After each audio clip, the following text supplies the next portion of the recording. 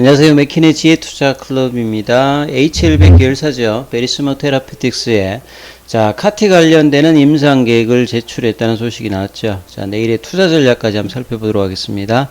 먼저 개장 전 미정시 나스닥 선물 흐름부터 보겠습니다. 지금 1.51% 나스닥 선물이 계속 이제 분위기별로 좀 안 좋죠. 이번 주 같은 경우는 이제 25일에 잭슨 홀 미팅이 있습니다. 그래서 이틀째 제롬 파월 연준 의장의 이제 연설도 있는데요. 자, 여기서 최근에 이제 달러 강세들이 나오면서 오늘 국내 시장에서도 환율이 계속 이제 흐름들이 안 좋은 분위기도 계속 좀 가고 있습니다. 그래서 외국인들은 좀 매수를 했습니다만 기관들이 또 이제 매도를 하면서 시장이 코스닥 중심으로 하락을 했죠. 2% 넘게 하락했고 코스닥도 코스피도 한 1% 넘게 빠지면서 다시 2500선 밑으로 좀 빠지는 모습이 나왔죠. 나름 이제 오전장에서는 HLB 관련주들이 좀 선방을 했습니다. 그러니까 이제 전전주에 이제 유승 이후에 지난주에도 계속 이제 유중에 대한 어떤 방어되는 어떤 기사들을 계속 나오면서 이 에스모에 관련된 어떤 기대감을 높이는 부분들이었죠. 그리고 오늘도 이제 기타 기사들도 많이 나왔어요. HLB가 이제 엘레바 테라피틱스 외에도 이 이뮤노믹 테라피틱스도 있고 이 베리스모도 있습니다.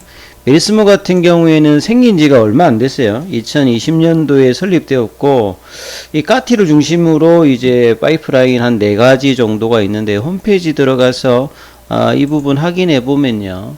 요게 이제 베리스모 테라피틱스의 홈페이지입니다.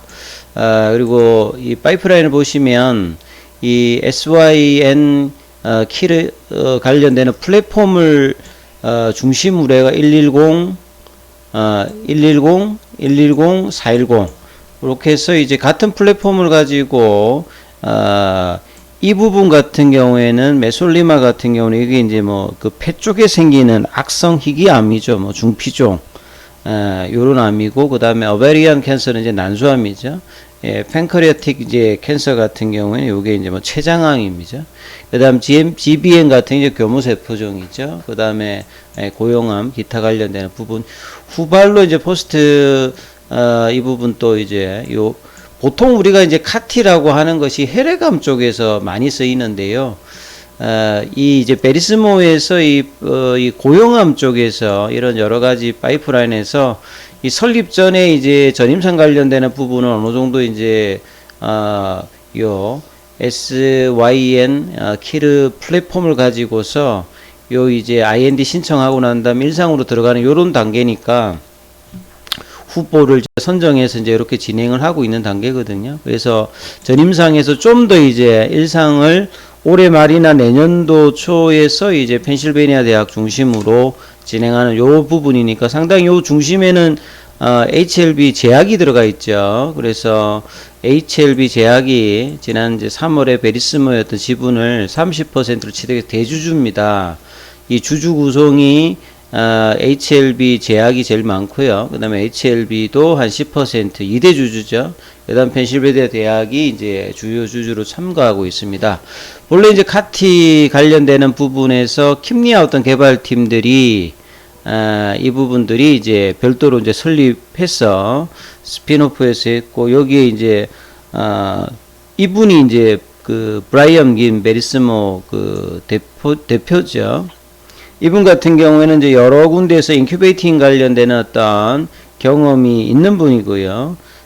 그리고 이제 이 기술 관련되는 부분에서는 마이클 멜론 교수라든지 도널드 시걸 교수가 이 부분들을 좀 진행을 하고 있다 봐야 되겠습니다. 그래서 기존에 이제 이를 토대로 메스텔린이 이제 발현된 어떤 난소암이라든지 중피종, 그 다음에 뭐 췌장암 요런 쪽에 통해서 임상을 진행한다. 늦어도 내년 1분기 중에는 빠르면 올해 연말 정도에 뭐 이렇게 일상이 가능한 어떤 부분이기 때문에요. 오랜 기간 이번 임상 신청은 4월 달에도 뭐 이런 이야기가 있었습니다만 이 새로운 단계 진입하는 어떤 중요한 단계이기 때문에 이 기존 항암제로 어떤 치료가 어려웠던 중증 환자들에게 최선의 어떤 치료 대안을 제시할 수 있을 것이다. 이 카티 관련되는 부분들이 혈액암 쪽에서 굉장히 강했는데요. 이 고용암 쪽에서 적응이 쉽지 않았던 부분이었는데 이번 이제 임상을 하면 이것도 상당히 좀 각광을 받을 수 있는 부분이죠.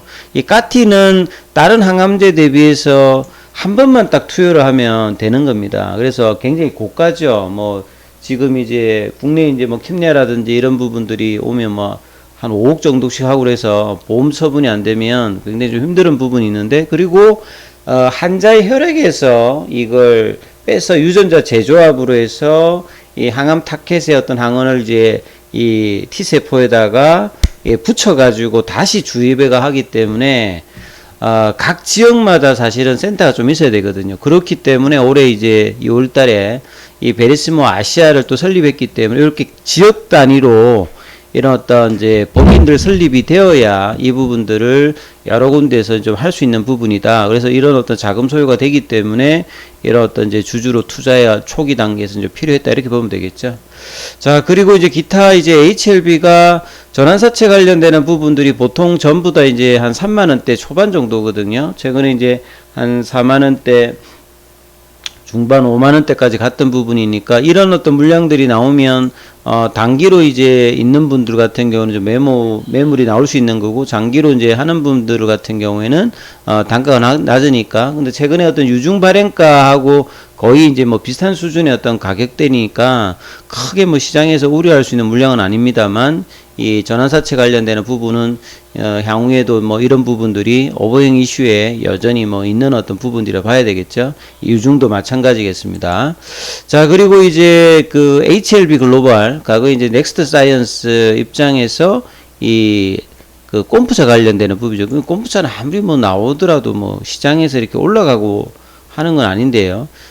꼼프차 자회사 이제 프레시코 관련해서 그 HLB 글로벌은 이제 화장품 사업도 하고 그 다음에 꼼프차 사업도 하고 그러죠. 그래서 2018년 5월 달에 출시된 I'm Alive 꼼프차 관련되는 부분에서 이제 국내에 뭐 투썸 플레이스라든지 뭐 이런 여러 곳에 외식이라든지 카페 브랜드의 매장에 입점해 있는 뭐 그런 부분이다. 그래서 이런 부분들이 이제 실적단에서 이제 일정 부분 매출이익이나 이런 부분들은 좀 반영을 한다고 봐야 되겠죠.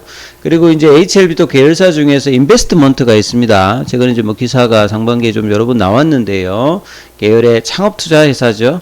그래서 HLB 인베스트먼트가 1호 펀드 결성을 이제 마쳤다고 합니다. 그래서 HLB 인베스트먼트가 HLB 알밤 제1호 투자조합 결성을 했는데 이게 뭐 큰 규모는 아닙니다. 20억 정도 규모로 펀드의 상임 심사역이 임창윤 대표가 맡고, 이분이 이제 과거에 뭐 HLB 파워 이제 지금은 이제 계열이 좀 달라졌습니다만 여기 대표를 했던 부분이고, HLB가 이제 창초 성립에 나서면서 이 검은견 출신의 이제 대표를 해서 새 법인의 어떤 수장 역할을 마쳤다. 이렇게 봐야 될 거고, 여기 자금은 HLB 생명과학이 10억 대고요. 나머지 이제 HLB가 HLB 인베스트먼트가 해서 한 20억 정도를 만들었다. 그래서 1호 펀드의 주요 대상은 의료용 대마 사업, 뭐 험프라고 하죠. 이제 이 부분에 이제 투자를 해 나간다. HLB 생명과학도 뭐 이쪽에서 지금 관련되는 부분이 있는데, HLB 인베스트먼트 본래 이제 신기술 금융 투자업을 진출 노렸다가 인가 승인 신청 승인을 위해서 대기해야 된다는 점 때문에 장터업을 뭐 선회를 해서 이 기업형 CBC 설립이 가능해지면서 신기사 자격을 취득하는데 이 대기줄이 좀 긴 상태다. 뭐 이런 부분이 있는데요.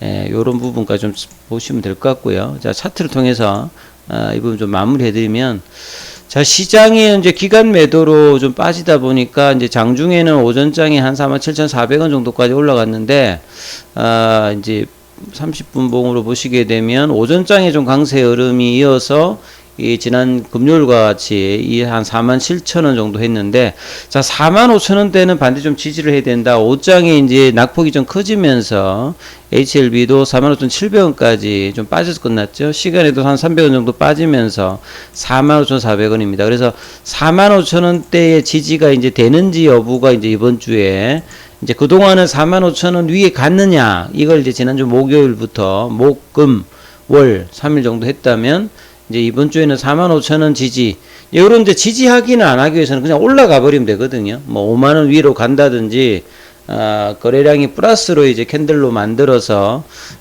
몸통이 좀 작더라도 가면 되는데 이렇게 내려와 버리면 지지 확인을 하겠다는 어떤 흐름이죠. 수급상에서는 이 프로그램이 오늘도 이제 매도가 금요일에 이어서 들어왔고요. 그러니까 매도세로 들어왔고, 기관들 같은 경우는, 외국인들 같은 경우는 이제 매도세로 수급이었다면, 개인들이 이제 HLB 같은 경우는 최근에 좀 매수를 하고 있더라, 지난주부터. 이렇게 봐야 되겠죠. 유중 이후에는 또 수급이 개인들이 좀 매수를 하는 어떤 흐름들이 좀 들어와 있습니다.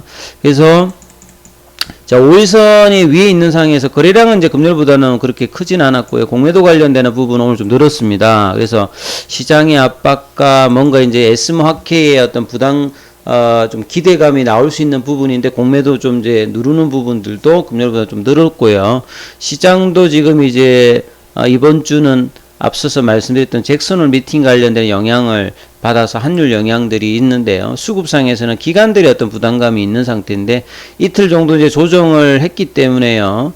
내일 흐름들, 그리고 이번 주에는 45,000 지지와 거기서 양봉이 나와서 이제 볼린저변 상단이 이제 거의 한 5만원대 부근이거든요. 이 좁은 흐름에서 뭔가 이제 추세의 어떤 단기 추세를 바꿀 것인가, 이 부분들을 이번 주에 나오는지를 주목하시면서 내일도 흐름들 한번 살펴보셔야 되겠습니다. 여기까지 하겠습니다.